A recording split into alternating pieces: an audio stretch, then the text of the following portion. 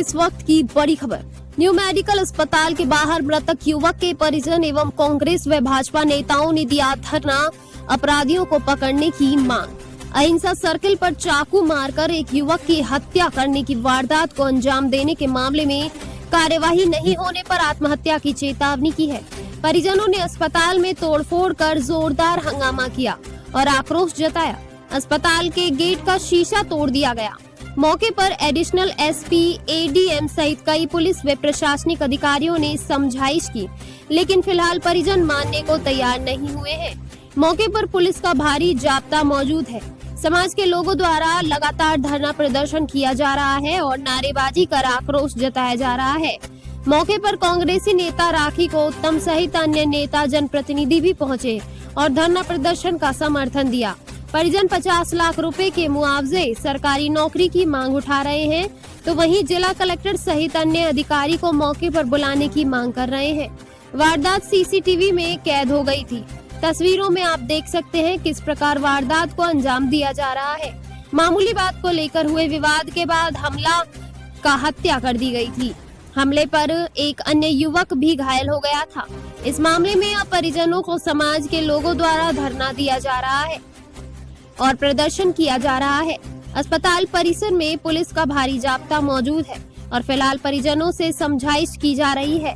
वहीं महावीर नगर थाना पुलिस पूरे मामले की जांच कर रही है।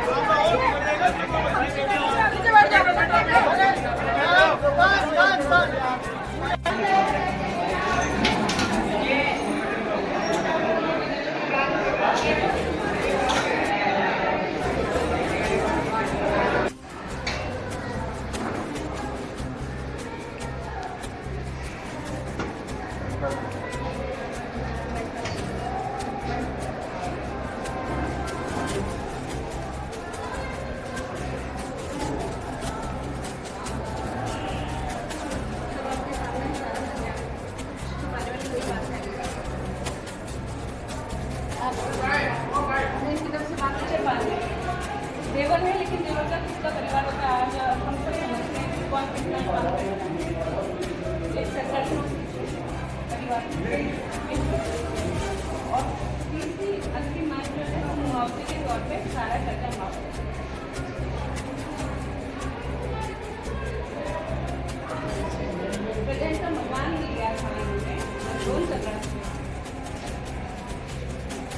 कितने का कर्जा है? लोन लिया है पता नहीं।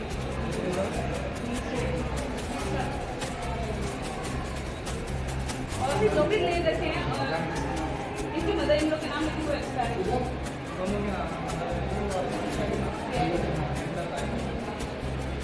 ये टेबल है, ये भी अपना परिवार पालेगा, चलाएगा, उसको पालेगा। हत्यारों को गिरफ्तार करो, गिरफ्तार करो, गिरफ्तार करो, हत्यारों को गिरफ्तार करो, गिरफ्तार करो, गिरफ्तार करो। जंगल राज नहीं चलेगा, नहीं चलेगा, नहीं चलेगा, जंगल राज नहीं चलेगा, नहीं चलेगा, नहीं चलेगा, जंगल राज नहीं चलेगा, नहीं चलेगा, नहीं चलेगा। पुलिस प्रशासन होश में आओ, होश में आओ, होश में आओ, पुलिस प्रशासन होश में आओ, होश में आओ, होश में आओ। हम प्रशासन तक पहुँचाएंगे। 2-3 बातें हम अपनी तरफ से कहना चाह रहे हैं। पहली बात तो ये कि जब से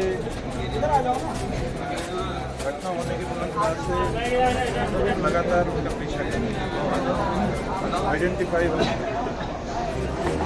पीछे लगे हुए हैं और ये इंश्योर करते हैं कि किसी को 1% सोचने की जरूरत नहीं, 100% उनके खिलाफ वो कार्रवाई होगी जो कानून में सब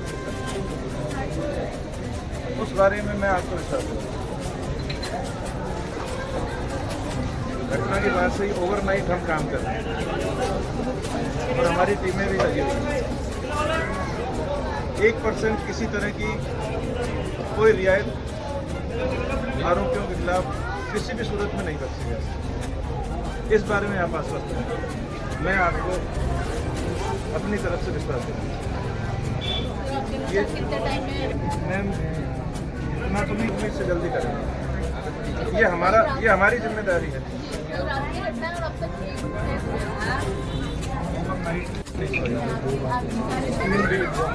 ओवरनाइट काम करें। जहाँ जहाँ हमें थोड़ा बहुत कुछ मिला है उन हर रूल को हम फॉलो कर रहे हैं और डेफिनेटली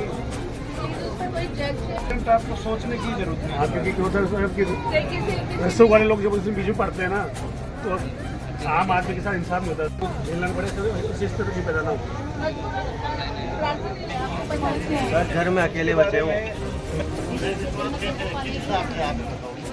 इतने घंटे के बाद भी अपनी विश्वास पे बैठे रहेंगे तो कब तक काम होगा हमारा। ही देखिए हम अपनी तरफ से बेस्ट एफर्ट कर सकते हैं। कलेजा बोल के तो दिखा नहीं सकते, ट्रस्ट करना पड़ता है और मेरा ये मानना है कि हमें ट्रस्ट करना। बातें इन्होंने लिखी है उनमें देख कानून के दायरे से बाहर तो मैं भी नहीं कर सकता, कोई और भी नहीं कर सकता। हम जो बेस्ट कर सकते हैं प्रशासन की तरफ से, एडीएम मैम है यहाँ पर, हम जो बेस्ट कर सकते हैं वो करेंगे। ये आपको एडीएम मैम की तरफ से अभी तक की जो पुलिस की कार्रवाई है वो भी अपन मान सकते हैं कि त्वरित कार्रवाई है। अब पकड़ने की कार्रवाई जो है उसमें भी थोड़ा जो समय लगता है उससे भी आपको आसपास यही किया जा रहा है कि उससे भी कम समय में ये कोशिश करेंगे पकड़ना। हम अपेक्षा करते हैं 24 घंटे इनका प्रयास होने पहले ही है, लेकिन बिल्कुल प्रयास इनका यही है। ये सोचा भी नहीं था कि कोई इनकी तरफ से कोई बात करेगा। हमने तो उसको भी, क्योंकि इससे बड़ा कोई क्राइम नहीं होता, भाई कोई आदमी एक चला जाए किसी के परिवार से तो बहुत बड़ी डालो सर, डालो, कोई दिक्कत नहीं है।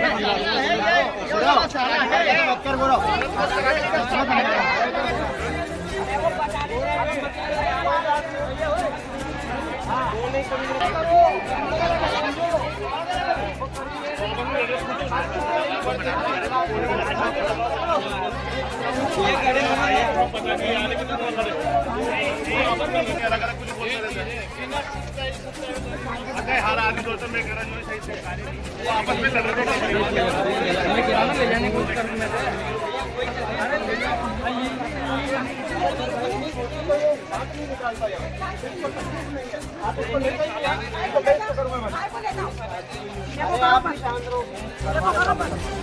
छोड़ो सर, मेरी बात सुन, एक सीमा तक की चीजें होती भाई, उससे ज्यादा चीजें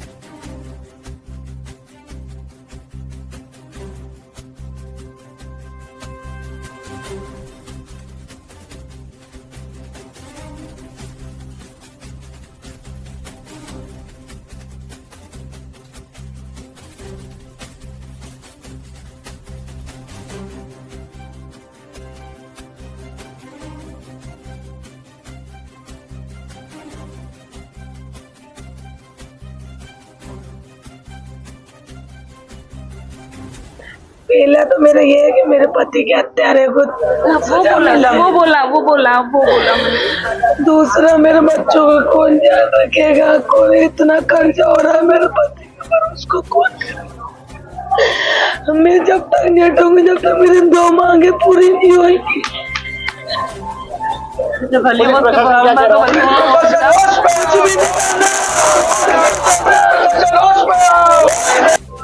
इससे बड़ी दर्दनाक घटना और कुछ नहीं हो सकती जब छोटे छोटे बच्चे, आज सिर्फ एक छोटी सी बात पे जब ऐसी घटनाएं हो जाए, ऐसे प्रशासन किस काम का। और अभी तक जो बैठा है उस बात को 12 घंटे से भी ज्यादा हो चुके हैं, अभी तक जुल्म। हाँ, और अब तक वो आरोपी पकड़ाई में नहीं आए हैं। क्या प्रशासन का वास्तव में डर नहीं रहा है, या यूँ कह दे कि प्रशासन पूरी तरह से फेल है। हमारी सिर्फ ये मांग है कि उसको जल्द से जल्द पकड़ा जाए। और इन जो मासूम बच्चे हैं, एक आप देख रहे हैं सामने कि माँ अपने बच्चों को लेके कैसे बिलख रही है। हम सब, बल्कि यहाँ जितनी बहनें और हम सब यहाँ बैठे हैं, हम सबका दर्द उतना ही है कि जैसे हमारे घर का एक सदस्य चला गया है, इसलिए उसके जीवन पूरा खत्म हो गया है। और उस जीवन को आगे बढ़ाने के लिए आपको पता है कि क्या करने की आवश्यकता है। हम सरकार से भी मांग करते हैं कि घर में से किसी भी बच्ची को गवर्नमेंट जॉब मिले, और या फिर इनको मुआवजा के तौर पे अधिक से अधिक राशि मिले। पीड़ित परिवार को घटना को 12 घंटे से ज़्यादा बीत चुके हैं। प्रशासन की ढिलाई इतनी है कि अब तक एक भी आरोपी की गिरफ्तारी नहीं हुई। जो कि अपनी मांग को लेकर धरने पर बैठा है, प्रशासन की तरफ से कोई भी सक्षम अधिकारी नहीं आया है जो हमारी मांगों पर विचार कर सके। हमारी सरकार और प्रशासन से मांग है कि सक्षम अधिकारी को यहाँ भेजें और हमारी मांगों पर सहानुभूतिपूर्वक विचार करें। नाम आपका नाम? मेरा नाम मुनीष साहेबपुरिया है, महासचिव जाटा महासभा कोटा। मृतक के परिवार में 3 छोटे छोटे बच्चे हैं। मजदूरी करके अपना काम चला रहा था। अगर इसी तरीके से मामूली बातों पर बात नहीं होगी और इस तरीके से हत्या की घटनाएं होंगी तो इस पूरे समाज में कोई सुरक्षित नहीं रहेगा। ये प्रशासन की पंगुता है और ये दर्शाता है कि राजस्थान में कुशासन किस तरीके से चल रहा है। नाम बता। मेरा नाम मुनीष साहेबपुरिया है, महासचिव जाटा महासभा कोटा। पहली तो ये है कि जिन लोगों ने भी किया है ये अपराध, उनके खिलाफ सख्त से सख्त कार्रवाई हो। तो हमने उसकी दिशा में जो भी हमें क्लू मिले उनको फॉलो करते हुए हमने इनको ये विश्वास दिलाया है कि 1% सोचने की जरूरत नहीं।